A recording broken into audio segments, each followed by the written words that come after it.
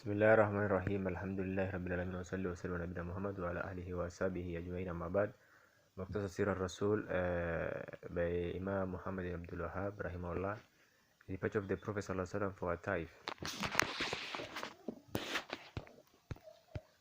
When the tribulation inflicted by Quraysh on the messenger of Allah sallallahu alaihi wasallam increased in severity, at the death of his uncle, he set out for Taif, hoping that they would provide a refuge for him, support him against his people, and protect him from them, that he might convey the message of his Lord and call them to Allah, the Almighty, the All-Powerful. But he found none to give him refuge, and he find any supporter. Instead, they inflicted the servants the severest of harm on him, and treated him as his own people, and never treated him. With him was Zayd ibn Haritha, his slave. He remained among them for 10 days, not leaving any of their notables without speaking to him, but they said, "Leave our city," and set their foolish people on him, and they stood in wait for him, and stoned him, and maligned him with words which were more hurtful to him than the stones, and they continued until his feet were bleeding, and Zayd bin Haritha protected him with his body until he was struck. He sustained an injury to the head, and returned to Makkah saddened. On his return journey, he supplicated Allah with these famous words: "O Allah, I complain to you of my weakness and my limited means and my insignificance before the people. You are the Lord of the weak, and you are my Lord. Into whose hands will you leave me? A distant relative who would suddenly frown at me, or to an enemy who has taken control of my affairs?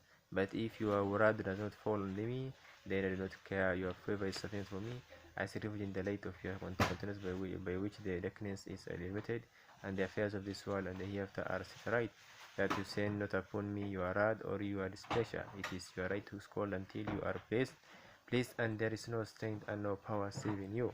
Then his Lord sent the angel of the mountains to him, who sought his permission to bury Mecca beneath Akh Siyad, and they are the two mountains between which it is situated. But they said,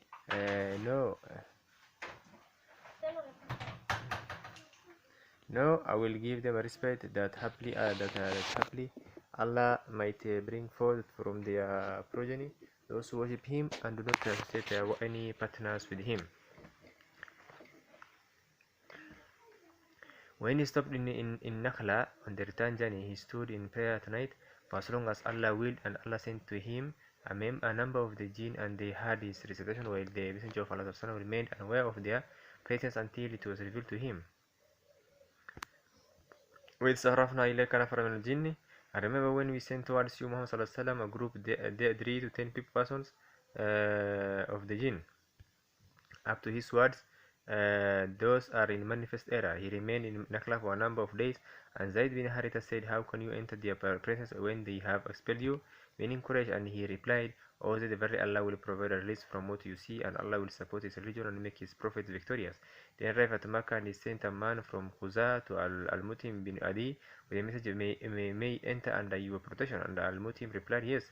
Then he called his sons and his tribe and said, Don your weapons and station yourself at the corners of the house, for I have granted protection to Muhammad sallallahu alaihi wasallam, so let none of you accost him."